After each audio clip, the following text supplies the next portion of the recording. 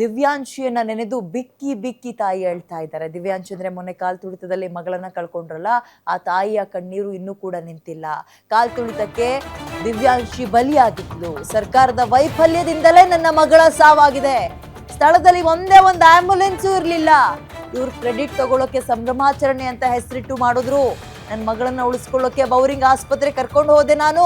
ಅಲ್ಲಿ ಡಾಕ್ಟರ್ಗಳು ನಮಗೆ ಅವಮಾನ ಮಾಡಿದ್ರು. ಸಿನಿಮಾ ನೋಡಿ ಡ್ರಾಮಾ ಮಾಡ್ತೀರಾ ಅಂತ ಕೆಟ್ಟದಾಗಿ ಬೈದ್ರು. ವಿರಾಟ್ಗಾಗಿ ಜನ ಜೀವ ಕಳ್ಕೊಂಡ್ರು. ಆತ ವಿದೇಶದಲ್ಲಿದ್ದಾನೆ. ಜನರ ಜೀವ ಹೋಗಿದ್ದಕ್ಕೆ ಅವ್ರ ಕಪ್ ವಾಪಸ್ ಕೊಡ್ಲಿ, ತಾಕತ್ತಿದ್ರೆ ಸರ್ಕಾರ IPL ಬ್ಯಾನ್ ಮಾಡ್ಲಿ ಅಂತ ಸರ್ಕಾರದ ವಿರುದ್ಧ ದಿವ್ಯಾಂಶಿ ತಾಯಿ ಆಕ್ರೋಶವನ್ನ ವ್ಯಕ್ತಪಡಿಸ್ತಾ ಇದ್ದಾರಂತೆ.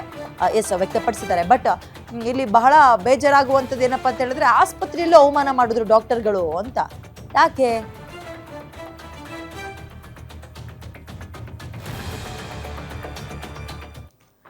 ಇನ್ನು ದಿವ್ಯಾಂಶಿ ತಾಯಿ ಜೊತೆ ನನ್ನ ಕಲೀಗ ಶಮಿ ಶೆಟ್ಟಿ ಒಂದು ಚಿಟ್ಚಾಟ್ ನಡೆಸಿದ್ದಾರೆ. ಅವ್ರ ತಾಯಿ ಅಳಲೇನು, ಏನ್ ಹೇಳಿದ್ರು, ಯಾವ ರೀತಿಯಾಗಿ ನೋವನ್ನ ವ್ಯಕ್ತಪಡಿಸ್ಕೊಂಡ್ರು ನೋಡ್ತಾ ಹೋಗೋಣ.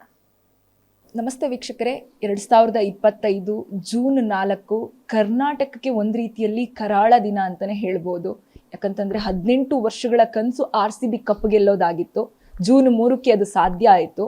ಅದೇ ವಿಜಯೋತ್ಸವದ ಸಂಭ್ರಮದಲ್ಲಿದ್ದಾಗ 11 ಜನ ಚಿನ್ನಸ್ವಾಮಿ ಸ್ಟೇಡಿಯಂನ ಬಳಿಯಾದಂತಹ ಕಾಲ್ ತುಳಿತದ ದುರ್ಘಟನೆಗೆ ಒಳಗಾಗ್ತಾರೆ. ಅಲ್ಲಿ ತಮ್ಮ ಪ್ರಾಣವನ್ನ 11 ಜನ ಕಳ್ಕೊಳ್ತಾರೆ. ಸುಮಾರು 60ಕ್ಕೂ ಹೆಚ್ಚು ಜನ ಆ ಸಮಯದಲ್ಲಿ ಗಾಯಾಳುಗಳಾಗ್ತಾರೆ.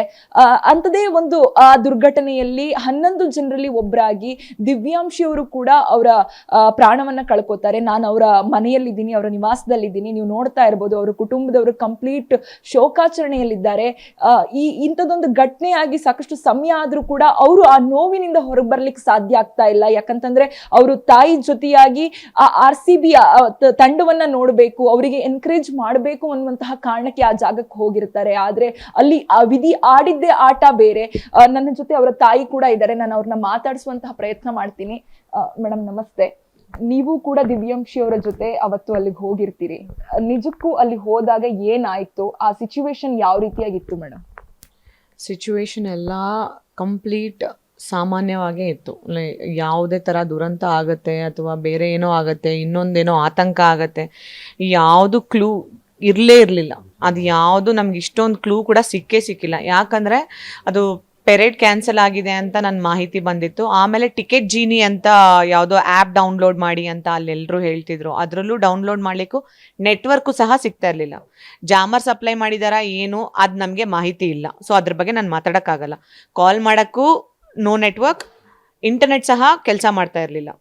ಸೊ ನಾನು ಆ ಟಿಕೆಟ್ ಜೀನಿ ಸಹ ಏನು ನಾನು ಡೌನ್ಲೋಡ್ ಮಾಡಿ ಆ ಪ್ರಯತ್ನ ಪಡ್ತಾ ಇದ್ದೀನಿ, ಅದು ಸಹ ಆಗಿಲ್ಲ. ಸೊ ನಾವು ಗೇಟ್ ನಂಬರ್ 12 ಎದುರುಗಡೆ ಫುಟ್ಪಾತ್ ಮೇಲೆ ಕೂತಿದ್ವಿ. ನಮ್ಗೆ ಯಾವುದೇ ಯೋಚನೆ ಇರಲಿಲ್ಲ. ಸ್ಟೇಡಿಯಂ ಒಳಗಡೆ ಹೋಗಿ ಫೆಸಿಲಿಟೇಷನ್ ನೋಡಬೇಕು ಅನ್ನೋದು ಯಾವುದೇ ಯೋಚನೆ ಯಾವ ಪರ್ಸೆಂಟು ಯಾವ ಕೋಶಕ್ಕೂ ಇರಲಿಲ್ಲ. ಸೊ ನಾವು ಫುಟ್ಪಾತ್ ಮೇಲೆ ಕೂತ್ಕೊಂಡೇ ನೋಡ್ತಾ ಇದ್ವಿ. ಆಮೇಲೆ ಒಂದು 5-10 ಮಿನಿಟ್ಸ್ ಒಳಗಡೆ ಮೈಕಲ್ ಅನೌನ್ಸ್ಮೆಂಟ್ ಬರುತ್ತೆ, ಎಲ್ರೂ ಸ್ಟೇಡಿಯಂ ಒಳಗಡೆ ಬಿಡ್ತೀವಿ, ಎಲ್ರಿಗೂ ಸ್ವಾಗತ ಮಾಡ್ತೀವಿ, ನೂಕು ನುಗ್ಲು ಇಲ್ದಂಗೆ ಬನ್ನಿ ಅಂತಾರೆ. ನಿಮ್ಗೆ ಅಷ್ಟೊಂದು ಜನ ಕ್ರೌಡ್ ಕಾಣಿಸ್ಕೊಂಡಾಗ ನುಗ್ಲು ಇಲ್ದಂಗೆ ಬರ್ತಾರೆ ಅಂತ ಹೆಂಗೆ ಯೋಚನೆ ಮಾಡ್ತೀರಾ? ಇಲ್ಲಿ ಬೆಂಗಳೂರು ಕರ್ಗ ಆಗತ್ತೆ, ವರ್ಲ್ಡ್ ಕಪ್ ಆಗತ್ತೆ, MG ರೋಡಲ್ಲಿ ನೀವು ನ್ಯೂ ಇಯರ್ ಸೆಲೆಬ್ರೇಷನ್ಸ್ ಮಾಡ್ತೀರಾ, ನೂಕು ನುಗ್ಲು ನಡೆಯೋದಿಲ್ವಾ?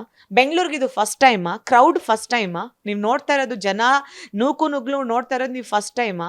ಒಂದು ಅಧಿಕಾರ ಸ್ಥಾನದಲ್ಲಿದ್ದು ನೀವು ಎಲ್ಲ ನೋಡ್ತಾ ಇರ್ತೀರ, ಆನ್ ಸ್ಕ್ರೀನ್ ನೋಡ್ತಾ ಇರ್ತೀರ. ನೀವು ಜನರು ಸಾಮಾನ್ಯ ಬರೋದಿಲ್ಲ, ನೀವು VIP ಗಳು. ನಾವು ನಮ್ಮ ವೋಟ್ ಮಾಡಿ ನಿಮಗೆ ಪಟ್ಟ ಕಟ್ತೀವಿ, ನೀವು VIP ಗಳು. ನಾವು ಇಲ್ಲಿ ಬೇಕಾರಿಗಳು. ನಮಗೆ ಏನೇ ನ್ಯಾಯ ಬೇಕಂದ್ರೂ ನಾವು ಅಂಗಲಾಚಿ ಬೇಡ್ಕೋಬೇಕು. ಮಕ್ಕಳು ನಮ್ಗೆ ಇಲ್ಲೂ ಆದರೂ ಸಹ ನಾವು ಹೋರಾಡಬೇಕಾಗಿ ಬರುತ್ತೆ. ನಾವು ನಾಯಿಗಳ ಥರ ಬೀದಿ ಅಲಿಬೇಕಾಗಿ ಬರುತ್ತೆ ನ್ಯಾಯಕ್ಕೋಸ್ಕರ. ಇಷ್ಟಕ್ಕೆ ಅಷ್ಟು ಜನ ಮಾತಾಡ್ತಾರೆ, ಅದೆಲ್ಲ ನಾವು ತಿನ್ಬೇಕಾಗಿ ಬರುತ್ತೆ. ಇಷ್ಟೊಂದು ನೋವು ಇದ್ರೂ ಸಹ ಇದನ್ನೆಲ್ಲ ಎದುರಿಸ್ಬೇಕಾಗಿ ಬರುತ್ತೆ. ಬಟ್ ನಿಮಗೆ ವೋಟ್ ಕೊಟ್ಟು ನಾವು ಪಟ್ಟ ಕಟ್ಟಿದ್ದಕ್ಕೆ ನೀವು VIP ಗಳು. ನೀವು ಏನು ಮಾಡಿದ್ರೂ ನಡೆಯುತ್ತೆ. ನಿಮ್ಮ ಹತ್ರ ಆರ್ಡರ್ಸ್ ಇರಲ್ಲ, ಕನ್ಫರ್ಮ್ ಆರ್ಡರ್ಸ್ ಇರಲ್ಲ. ಪೆರೇಡ್ ಬಗ್ಗೆ ನಿಮಗೆ ಕನ್ಫರ್ಮ್ ಮಾಹಿತಿ ಇರೋದಿಲ್ಲ. ಒಬ್ರು ಬರ್ತಾರೆ ಬೇಕಾಗಿಲ್ಲ ಪೆರೇಡ್ ಅಂತಾರೆ, ಒಬ್ರು ಬರ್ತಾರೆ ಒಂದೇ ಕಡೆ ಮಾಡಿ ಅಂತಾರೆ, ಇನ್ನೊಬ್ರು ಬರ್ತಾರೆ ಇಲ್ಲ ಮಾಡಲೇಬೇಕು, ವಿಧಾನಸೌಧದಲ್ಲೂ ಮಾಡಬೇಕು, ಚಿನ್ನಸ್ವಾಮಿ ಸ್ಟೇಡಿಯಂ ಅಲ್ಲೂ ಮಾಡಬೇಕು ಅಂತಾರೆ. ನಿಮಗೆ ಒಗ್ಗಟ್ಟು ಅನ್ನೋದಿಲ್ಲ. ಇದಿಷ್ಟು ತಾಯಿ ದಿವ್ಯಾಂಶಿ ಅವರ ತಾಯಿಯವರ ಮಾತಾಗಿದೆ. ಅವರ ನೋವು ಅವರ ಮಾತಲ್ಲಿ ಕಾಣಿಸ್ತಾ ಇದೆ.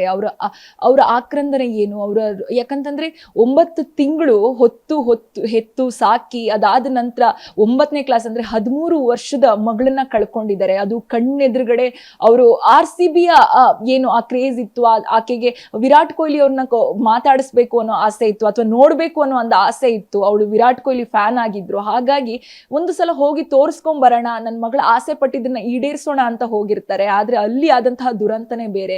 ಇವತ್ತು ಇವ್ರ ಮನೆ ಕಂಪ್ಲೀಟ್ ಶೋಕಾಚರಣೆಯಲ್ಲಿದೆ. ಹಾಗೇನೆ ಆ ತಾಯಿ ಹೃದಯ ಒಂದಿಷ್ಟು ಪ್ರಶ್ನೆಯನ್ನ ಕೇಳ್ತಾ ಇದೆ. ಅದಕ್ಕೆ ಸರ್ಕಾರ ಉತ್ತರ ಕೊಡ್ಬೇಕಾಗಿದೆ. ಆದ್ರೆ ಸರ್ಕಾರ ಏನಂತಾರೆ, ಅದರ ಜವಾಬ್ದಾರಿ ಆಗ್ಲಿ ಅಥವಾ ಈ ಕಂಪ್ಲೀಟ್ ಇನ್ಸಿಡೆಂಟ್ ನ ಹೊಣೆ ಆಗ್ಲಿ ಹೊರ್ಲಿಕ್ಕೆ ತಯಾರಿಲ್ಲ. ಕಂಪ್ಲೀಟ್ ಕೈ ಚೆಲ್ಲಿ ಕುಳಿತುಕೊಂಡಿದೆ ಅಂತಾನೆ ಹೇಳ್ಬೋದು. ಇನ್ನು ಕ್ಯಾಮ್ರಾ ಪರ್ಸನ್ ಶಿವು ಜೊತೆ ಶಮಿ ಶೆಟ್ಟಿ.